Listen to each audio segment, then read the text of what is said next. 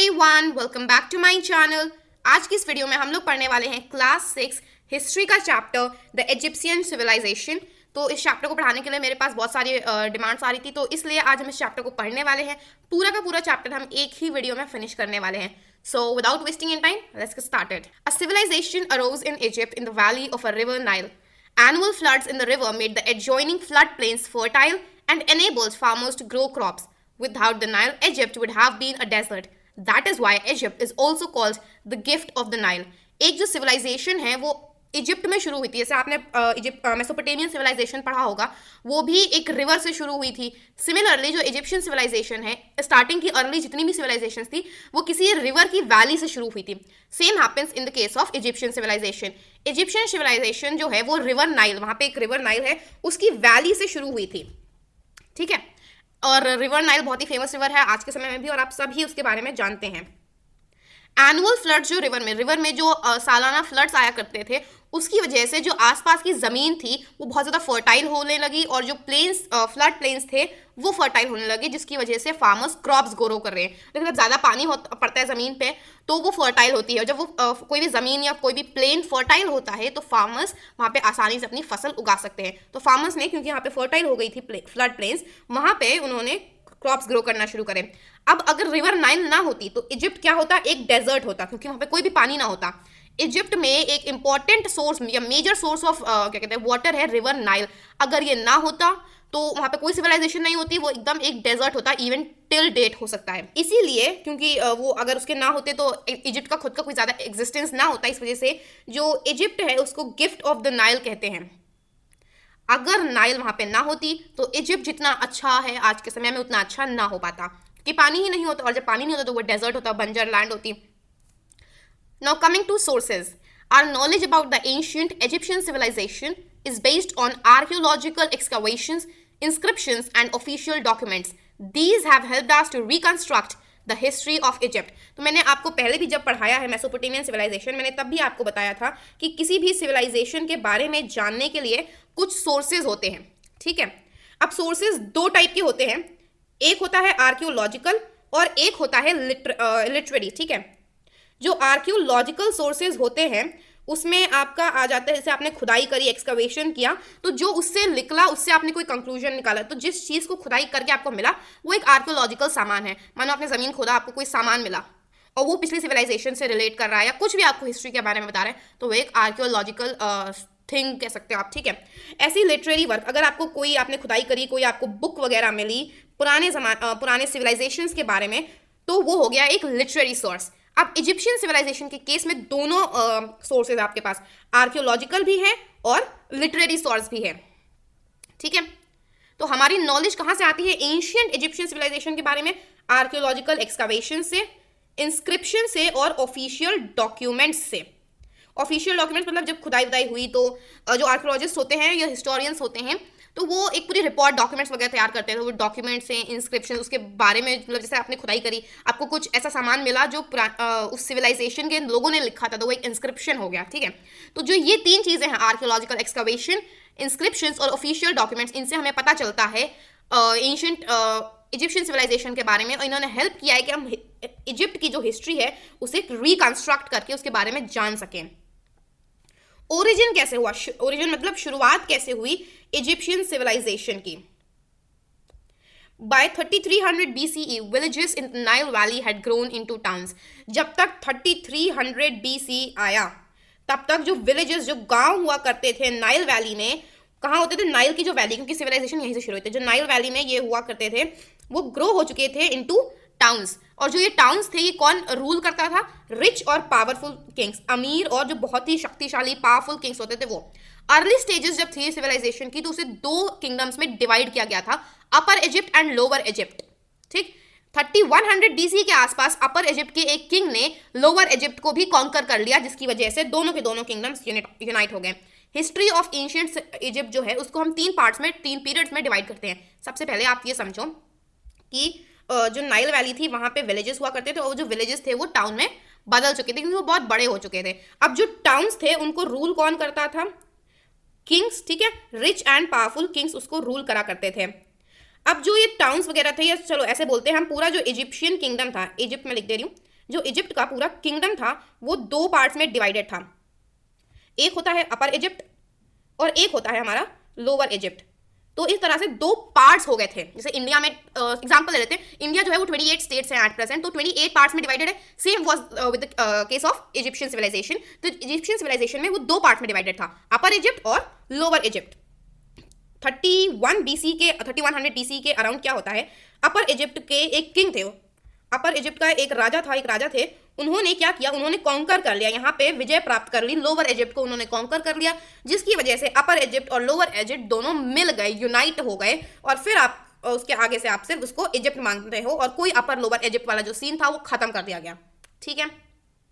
अब एक चीज़ और, जो एंशिएंट से आपको पता होगा, हमारी जो इंडिया की हिस्ट्री है तो वो हम लोग तीन पार्ट्स में पढ़ते हैं। एक होती है मेडिवियल इंडिया, एक होती है एक सबसे पहले होता है एंशिएंट। ठीक है, I will write it like this. सबसे पहले होती है एंशिएंट इंडिया या एंशिएंट हिस्ट्री ऑफ इंडिया, फिर हमारा आता है मेडिवियल इंडिया जो मिडल होता है, ठीक है, बीच का, और फिर हमारा आता है मॉडर्न इंडिया। इसी तरह से जो इजिप्ट की हिस्ट्री है उसे भी दो पार्ट्स में डिवाइड किया गया है, और वो दो कौन से पार्ट्स हैं अब हम उसके बारे में पढ़ेंगे। The old kingdom, the middle kingdom and the new kingdom. Old kingdom यानी जो एकदम शुरुआत वाला था वो। दिस पीरियड एक्सटेंडेड रफली from 2649 BCE, 2649 BCE to 2150 BCE. Some historians refer to this period as the age of pyramids. कुछ जो क्या कहते हैं हमारे historians कह लो, हाँ historians, archaeologists, तो उनके अनुसार इस पीरियड को कहा जाता है एज ऑफ पिरामिड्स। ठीक, पिरामिड्स के बारे में आप आगे इसी चैप्टर में पढ़ने वाले हो। मिडिल किंगडम ये पीरियड अप्रॉक्सीमेटली एक्सटेंड हुआ 2055 BCE से 1700 BCE तक। यहाँ पे डेट्स इतनी इंपॉर्टेंट नहीं है बट आपको आइडिया होना चाहिए बस। ठीक है, इन अबाउट 1650 BCE, जो 1650 BCE के आसपास क्या होता है, इजिप्ट को इन्वेड कर लिया जाता है बाय द हाइक्सोस ट्राइब। ये एक ट्राइब थी, इसने इन ट्राइब ने इजिप्ट को इन्वेड कर लिया था, यानी उसमें घुस आए थे। The Hyksos ruled for a short period till about 1565 BCE। तो इन्होंने कुछ समय तक शॉर्ट पीरियड के लिए वहाँ पर रूल किया, और फिर बहुत जल्दी जो इजिप्शियन के राजा लोग थे उन्होंने अपनी ज़मीन वापस, यानी अपना जो कंट्री था उसको वापस से फ्री करवा लिया ये सारी ट्राइब से, और जैसे पहले चलता था वैसे उन्होंने कर दिया। न्यू, तो आपको ये याद रखना है, ओल्ड किंगडम में एक इंपॉर्टेंट बात है एज ऑफ पिरामिड्स, और सेम तरह से मिडिल किंगडम में इंपॉर्टेंट ये है कि कुछ समय के लिए एक ट्राइब जिसका नाम है हाइक्सोस ट्राइब, उन लोगों ने यहाँ पे इन्वेड करा था, कुछ समय तक शॉर्ट पीरियड तक रूल भी किया, लेकिन जो इजिप्शियन किंग्स थे उन्होंने बहुत जल्दी अपना लैंड रीगेन कर लिया। Coming to the new period, जो ये न्यू पीरियड ये एक्सटेंड हुआ रफली from 1550 BCE to 1070 BCE। After this the empire entered a period of decline. New kingdom रफली एक्सटेंड हुआ 1550 BCE से 1070 BCE तक, लेकिन इसके बाद जो एम्पायर है वो एक पीरियड ऑफ डिक्लाइन में एंटर कर गया। ठीक है, तो पीरियड्स बहुत ही क्लियर सा है, और तीन पीरियड्स थे या तीन पार्ट्स में हम डिवाइड थे नहीं, हमने डिवाइड कराए। ठीक है, old kingdom, middle kingdom and the new kingdom. सबके इंपॉर्टेंट जो बातें हैं वो भी मैंने आपको बता दिया है। Now coming to social classes, society का आप हर सिविलाइजेशन का पढ़ोगे, मैंने आपको इजिप्ट मेसोपोटामियन भी पढ़ाया है, इंडस वैली भी पढ़ाया है, तो हर सिविलाइजेशन में सोशल क्लासेस होती हैं, इवन टिल डेट वो एग्जिस्ट करती हैं सोसाइटी में। सोसाइटी में बहुत सारी क्लासेस हुआ करती थी। जो टॉप का था क्लास, वो फर्स्ट क्लास था, वो कौन थे, रूलर, जिनको हम फराओ कहते थे, and they were treated as god, उनको भगवान माना जाता था। ठीक है, the ruler was called the pharaoh and was treated as god. Pharaoh was the political and the religious leader. Pharaoh कौन था, यानी जो उनका राजा था वो पॉलिटिकल और रिलीजियस दोनों चीज में लीडर था, पॉलिटिकल भी और रिलीजियस लीडर भी था वो इजिप्शियंस का। स्टैचूज ऑफ फराउज वो केप्ट इन टेम्पल्स। टेम्पल्स में फराउज के स्टैचूज रखे जाते थे, और जो उनके अचीवमेंट्स होते थे, यानी उन्होंने कोई मतलब बहुत बड़ा काम किया, कोई चीज़ अचीव करी, कोई कहीं पे कॉन्कर किया, उसको जीत लिया, तो ऐसी तो चीज़ें हुआ करती थी। जो मंदिर थे, टेम्पल थे, उनकी वॉल्स पर इंस्क्राइब यानी उस पर लिखा जाता था। The pharaoh took all major decisions concerning the empire. Empire से रिलेटेड यानी जो उनका पूरा साम्राज्य था, जो पूरा उनका किंगडम था, उससे रिलेटेड जो भी इंपॉर्टेंट डिसीजंस हुआ करते थे वो कौन लेता था, फराओ लेता था, जितने भी मेजर डिसीजंस हुआ करते थे।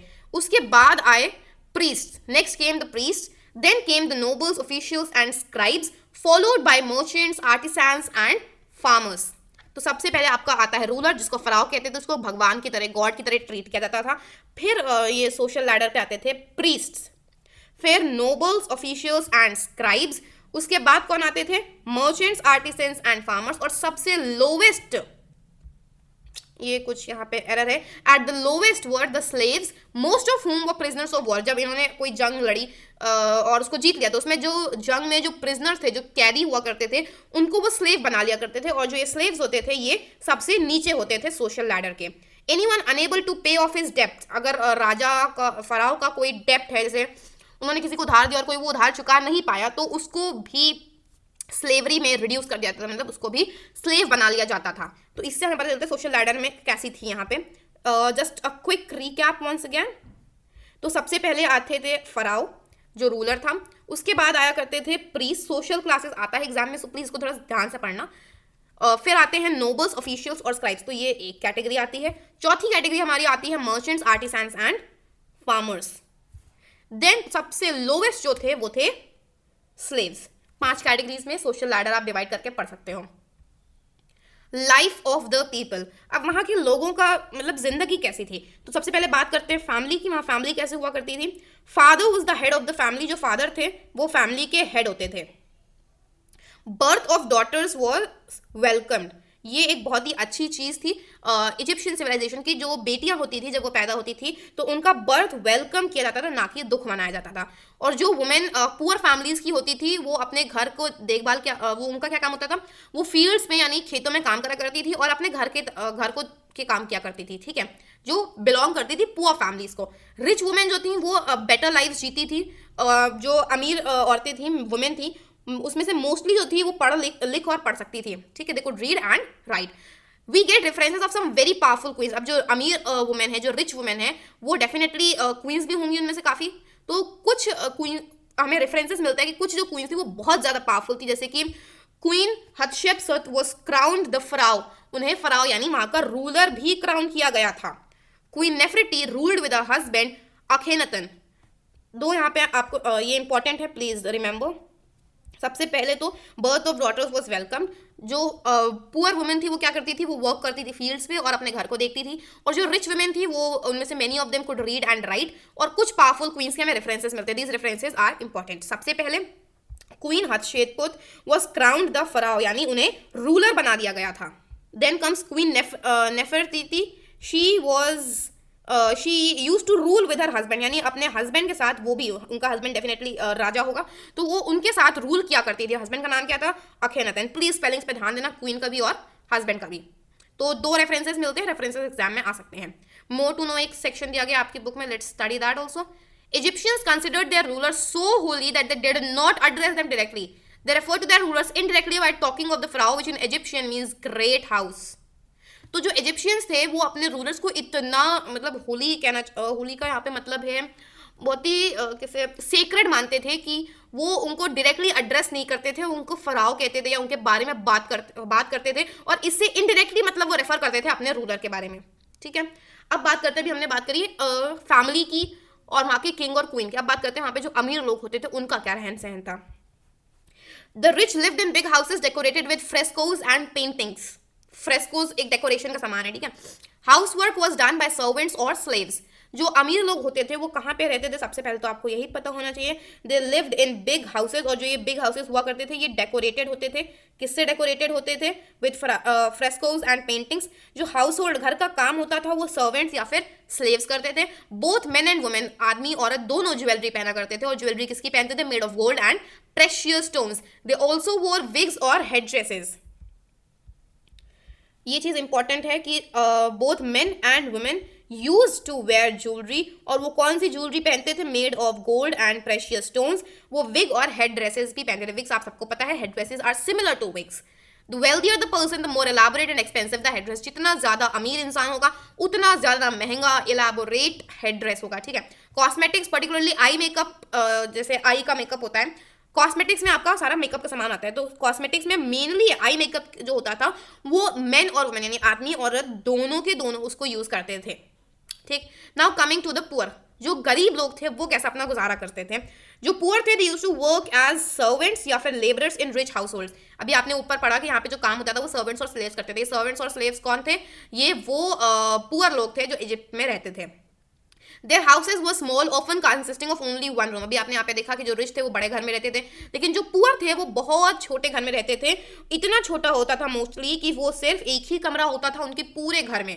जो पुअर थे वो भी ज्वेलरी पहनते थे, ऐसा नहीं कि वो ज्वेलरी नहीं पहनते थे। They used to wear jewellery made of cheap metals. जैसे अभी आपने ऊपर पढ़ा कि जो क्या कहते हैं रिच लोग थे वो गोल्ड और प्रेशियस स्टोन्स का पहनते थे, पुअर पहनते थे ऑफ चीप मेटल जो डेकोरेटेड होता था with pieces of brightly painted clay. जो क्ले होता है ना उसको ब्राइट पेंट करके उसके जो पीसेज हैं उससे डेकोरेट कर देते थे चीप मेटल्स को और उसकी ज्वेलरी पहना करते थे।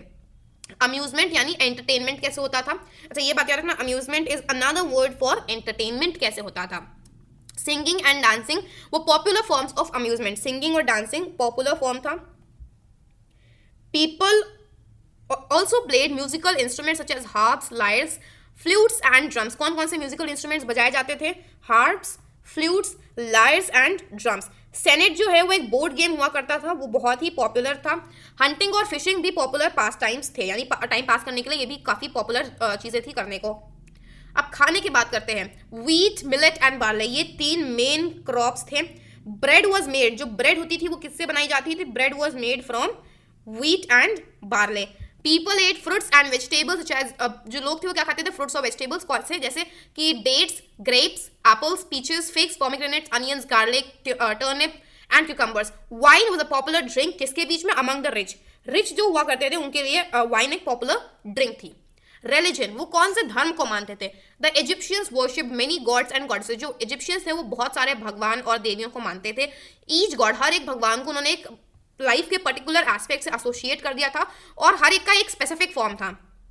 फॉर एग्जाम्पल जो चीफ गॉड, फॉर एग्जाम्पल नहीं असल है, ठीक है, मैं एग्जाम्पल बता रही हूँ कि कैसे कैसे उन्होंने मतलब सबको एक एसोसिएट कर दिया था एक डिफरेंट फॉर्म से, एक पर्टिकुलर एस्पेक्ट ऑफ लाइफ से।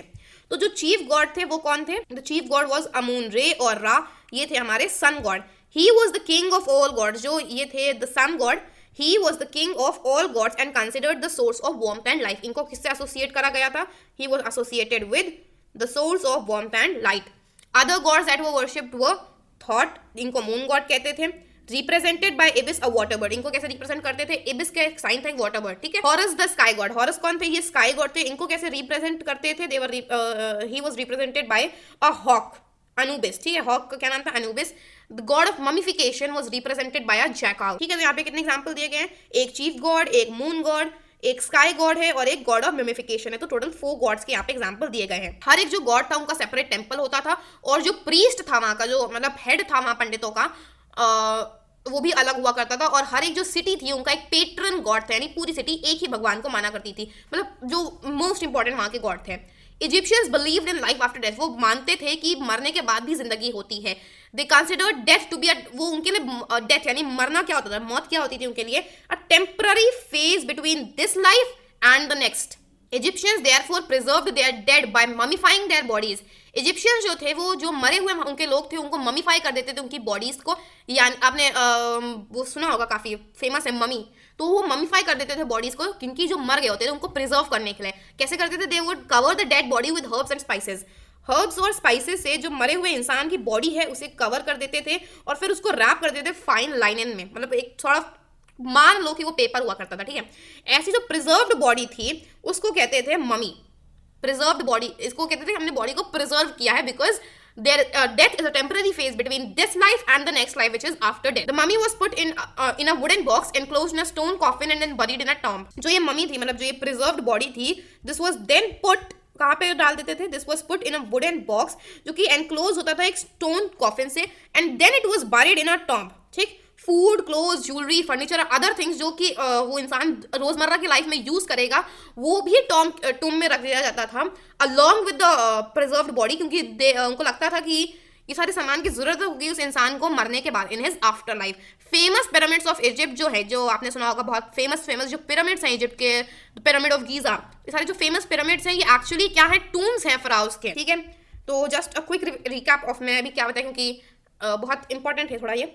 तो जो मम्मी होती थी वो क्या होती थी? एक प्रिजर्व्ड बॉडी होती थी, वो ममीफाई कर देते थे इजिप्शियंस, क्योंकि उनको लगता था कि मरने के बाद भी जिंदगी है। तो how they would do this? Mummify कैसे करते थे? जो डेड बॉडी थी उसको हर्ब्स और स्पाइसेस से कवर करते थे first of all, and then they would wrap it in fine line, and फिर उस प्रिजर्व्ड बॉडी को वो एक वुडन बॉक्स में रखते थे और जो वुडन बॉक्स था that was enclosed in a stone coffin and then it was buried in a टूम।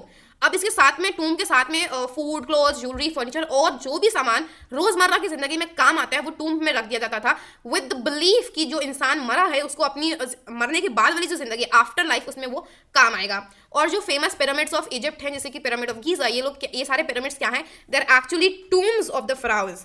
Pharaoh कौन थे? वहाँ के रूलर। जो वहाँ के रूलर हैं उनके जो डेड बॉडीज हैं या कह लो आप प्रिजर्व्ड ममीफाइड जो बॉडीज हैं उनका वो क्या कहते हैं टूम है, बस और कुछ नहीं। Talking about occupations, most people were engaged in agriculture. Mostly जो लोग थे they were engaged in agriculture. Fertile soil, regular supply of water from the Nile and vast irrigation network meant that farmers could grow crop throughout the year. जो mostly लोग थे they were engaged in agriculture. Fertile soil था, वहाँ पे regular supply था Nile river से, और जो वास्ट इरिगेशन नेटवर्क था उसकी वजह से जो फार्मर्स थे वो पूरे साल क्रॉप्स ग्रो कर सकते थे। Pottery making, spinning, weaving, glass making, carpentry, metal working, poultry farming and fishing, ये सारे ऑक्यूपेशंस हैं जो कि लोग फॉलो करते थे वहाँ पे। मेन इंपॉर्टेंट सबसे ज़्यादा क्या था? एग्रीकल्चर। मोस्टली लोग एग्रीकल्चर में करते थे, और जो एग्रीकल्चर नहीं करते थे वो क्या करते थे? Pottery making, spinning, weaving, glass making, carpentry, metal working, poultry farming and fishing were some occupations other than agriculture in which the people were engaged. Egyptians जो थे they perfected the use of potter's wheel. जो potter की wheel है they perfected it's use, ठीक है। जो pottery थी वो बहुत ज़्यादा लार्ज क्वांटिटीज में प्रोड्यूस की जाती थी। स्किल्ड कारपेंटर जो होते थे they would make beautiful articles of would inlaid with Ivory and precious stone. जो आइवरी और प्रेशियस स्टोन्स है उसके आर्टिकल्स बनाए जाते थे, और कौन बनाता था? स्किल्ड कारपेंटर्स बनाते थे। The metal workers made articles of gold. जो मेटल वर्कर्स थे वो बनाते थे articles of gold, copper and other metals. जो कुछ लोग हैं वो काफ किया करते थे statues of gods and Kings. कौन कौन से यहाँ पे गॉड्स थे? Quick recap. सबसे पहले हमने बात करा चीफ गॉड थे हमारे सन गॉड, देन थॉर हमारे मून गॉड थे, harrows was the sky God and the god of mummification was, अच्छा उनका नाम नहीं दिया गया, it's just that he was represented by a jackal. Coming to trade and commerce, trade एक बहुत ही इंपॉर्टेंट एक्टिविटी थी। जो गुड्स थे they were transported over land. जो लैंड पे गुड्स थे वो ट्रांसपोर्ट कौन करता था? कैमल्स और डंकीज। ये मार्क कर लो, ट्रेड इंपॉर्टेंट एक्टिविटी थी। कौन करता था? By camels and donkeys. लेकिन अगर आपको कुछ सेंड करना है through water, through the river Nile, तो आप उसके लिए यूज करते थे बोट्स और small ships. Main items of export कौन कौन से थे? Included linen. लाइनन क्या है? इट वाज मतलब पेपर टाइप था, या पेपर कह लो, कपड़ा कह लो, वेरी फाइन होता था, वो बहुत ज़्यादा फाइन होता था, जिसमें बॉडीज को प्रिजर्व करने के लिए रैप किया जाता था। Jewellery, glassware, gold, Ivory, oil और वुड जो है ये मेजर इंपोर्ट, यानी हम उसको भेजते थे, यानी इंपोर्ट करते थे। Export main items of export है ये। एक्सपोर्ट मतलब आप उसको दूसरी जगह भेज रहे हो। Then comes goods were exchange through barter. जो गुड्स हुआ करते थे सामान, they were exchange through barter. Barter एक सिस्टम होता है, ये आप हायर क्लासेस में अगर आप हिस्ट्री पढ़ते हैं तो then you will find out it's a system of measurement. मतलब it was a system of measurement, मतलब उस वक्त तो इतना मेजरमेंट नहीं एडवांस था, तो इसलिए बार्टर वाला सिस्टम फॉलो होता था।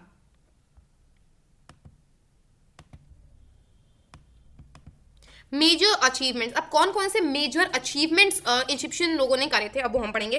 सबसे पहले let's talk about the major achievements done by Egyptians in the field of architecture. तो आर्किटेक्चर में कौन कौन से बड़े काम करे हैं इन लोगों ने? The Egyptians were great builders and constructed many pyramids and temples. बहुत सारे पिरामिड्स और टेम्पल्स बनाए क्योंकि वो बहुत ज़्यादा ग्रेट बिल्डर्स थे। And seeing the extraordinary pyramids of Giza, great pyramid at Giza, तो you can get an idea कि how great the builders were at that time.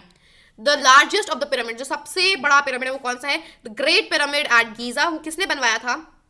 या बनवाया था द फराओ खुफू। ये इंपॉर्टेंट एक pharaoh है, आपको इनका नाम पता होना चाहिए because the great pyramid of Giza is a very famous one.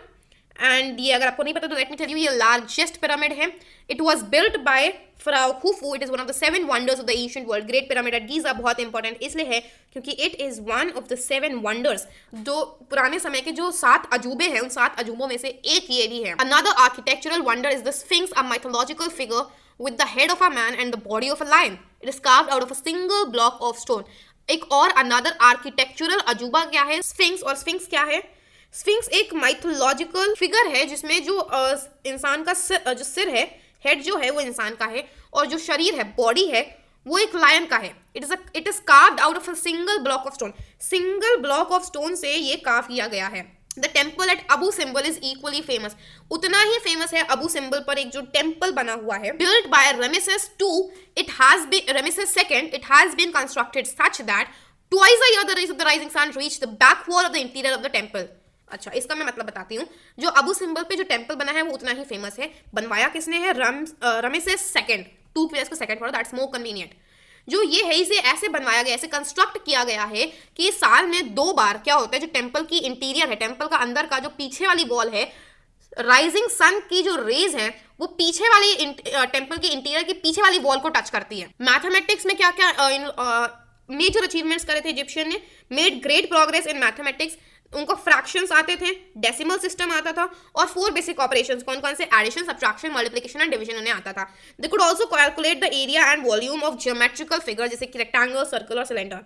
तो ज्योमेट्रिकल फिगर जैसे कि रेक्टेंगल, सर्कल एंड सिलेंडर के जो एरिया और वॉल्यूम होता है वो लोग वो कैलकुलेट कर लेते थे इतने पुराने समय में भी। They put the knowledge to use, उनको जो ये सारा ज्ञान था मैथ्स का, इन्होंने कहाँ पे यूज करा? In the construction of pyramids. Medicine, जो इजिप्शियंस थे उनको ह्यूमन एनाटॉमी के बारे में बहुत ज़्यादा पता था। एनाटॉमी इज अबाउट, और human anatomy is all about the human body, ठीक है, ह्यूमन बॉडी कैसी बनी है एंड ऑल। तो जो इजिप्शियंस थे उनको इसके बारे में बहुत ज़्यादा पता था। One of their medical books gives a detailed description of blood circulation in the body. उनकी जो बहुत सारी मेडिकल बुक्स मिली, उनमें से जो एक मेडिकल बुक है वो एक बहुत ही डिटेल्ड डिस्क्रिप्शन देती है of blood circulation in the body.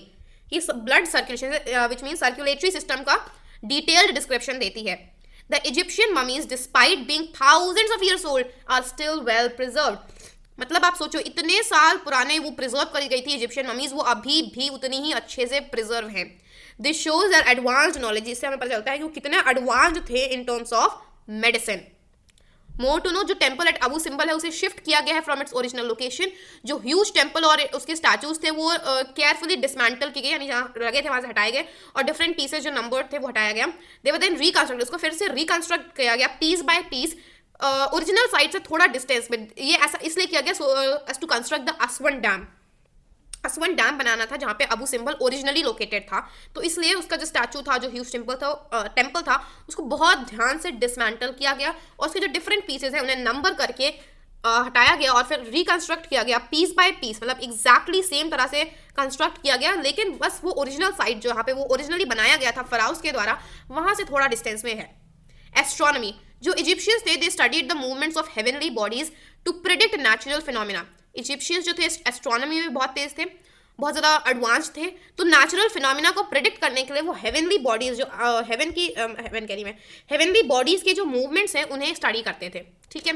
They counted years by observing the star Sirius, जो स्टार सीरियस है उसको ऑब्जर्व करके वो ईयर्स काउंट किया करते थे, जिसकी अपीयरेंस डिसाइड करती थी with the beginning of the जिसकी अपीयरेंस कोइंसाइड करती थी with the beginning of the annual flood in river Nile. River Nile में जब एनुअल फ्लड शुरू होता था उसी समय में जो स्टार सीरियस है वो भी दिखाई देता था। जो इजिप्शियंस थे उन्होंने जो स्काई है उसको डिवाइड किया था 12 कॉन्स्टेलेशन से, और ये इस वजह से पहले वो लोग थे जिन्होंने जोडियाक को डिवाइस किया था। यहाँ पे ये इंपॉर्टेंट है कि जो इजिप्शियंस है वो पहले लोग थे जिन्होंने जोडियाक को डिवाइस किया था। ऐसा इसलिए क्योंकि उन्होंने जो पूरा आसमान स्काई है उसको 12 कॉन्स्टेलेशंस में डिवाइड किया था, ठीक है। जोडियाक का मुझे एग्जैक्ट हिंदी तो नहीं आ रहा, but I can explain you by telling कि मतलब आप लोगों ने देखा होगा आपके फैमिली में या कोई ना कोई स्टार्स पर बिलीव करता है, मतलब से कि वो अपना स्टार्स वगैरह चेक करते हैं, इसको राशि फल कहा जाता है आई गेस, तो वो होता है जोडियाक, ठीक है। जो इजिप्शियंस थे they were also the first to devise a solar calendar. जो सोलार कैलेंडर है उसको डिवाइस करने वाले भी ये लोग पहले थे। They found out that the average time between 2 floods in the river Nile was 365 days. उन्होंने ये पता लगाया कि रिवर नाइल में 2 फ्लड्स के बीच का जो एवरेज टाइम था, एवरेज जो समय था, इट वाज ऑफ 365 डेज। उन्होंने ये भी रियलाइज किया जो स्टार सीरियस है it appeared on the horizon when the flood reached Cairo and this happened after every 365 days.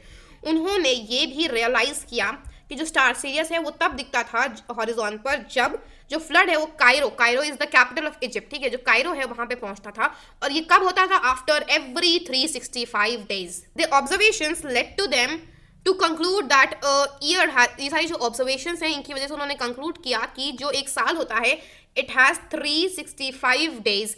फिर जो साल था उन्होंने उसको डिवाइड किया 12 महीनों में, और एक हर महीने को 30 डेज में डिवाइड किया गया, और 5 मोर डेज ऐड किए गए into the calendar to celebrate festivals को मनाने के लिए कैलेंडर में 5 दिन और ऐड किए गए थे।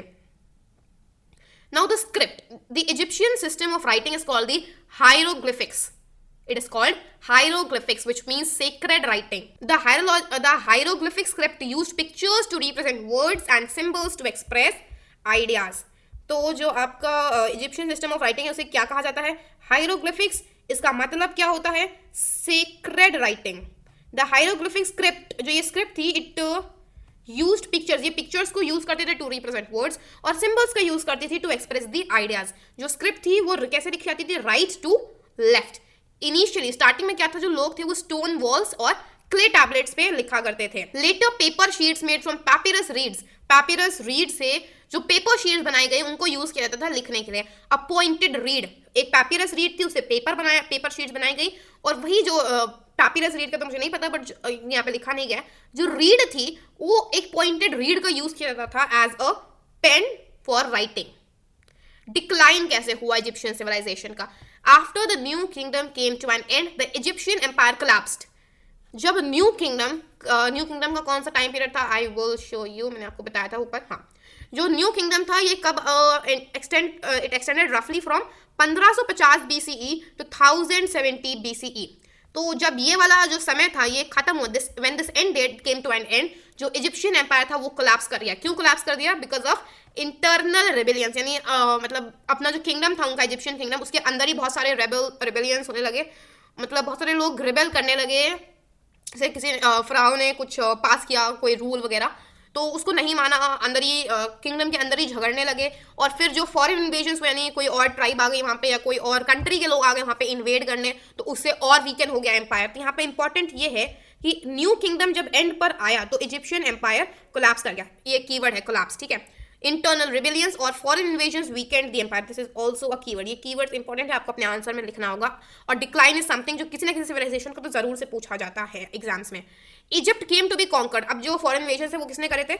Assyrians, Persians and the Romans. ये तीन लोग थे, एसीरियंस, पर्शियंस और जो रोमन्स थे, इनके द्वारा कॉन्कर कर दिया गया इजिप्ट को. Egyptian civilization was as advanced as the other civilizations of the period. उसी समय के आसपास जो और civilizations थी उतनी ही advanced Egyptian civilization थी. जो civilization ग्रीस civilization है और जो रोमन civilization है वो बहुत ज़्यादा influenced हैं from the Egyptian civilization, क्योंकि यहाँ पर उन्होंने conquer किया था रोमन्स, पर्शियंस और असीरियंस में. So that's all for this video. I hope आपको आज की ये जो चैप्टर मैंने एक्सप्लेन किया है आपको समझ में आया हो.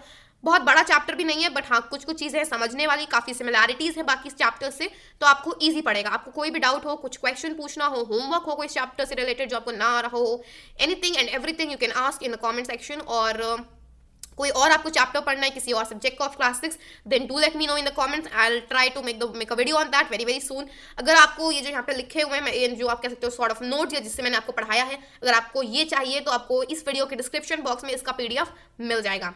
So that's all for this video. I hope आपको इस वीडियो ने हेल्प किया. अगर इस वीडियो ने हेल्प किया so do like it, share it with your friends, and also don't forget to subscribe my channel. Bye and take care. I will see you soon in my next video.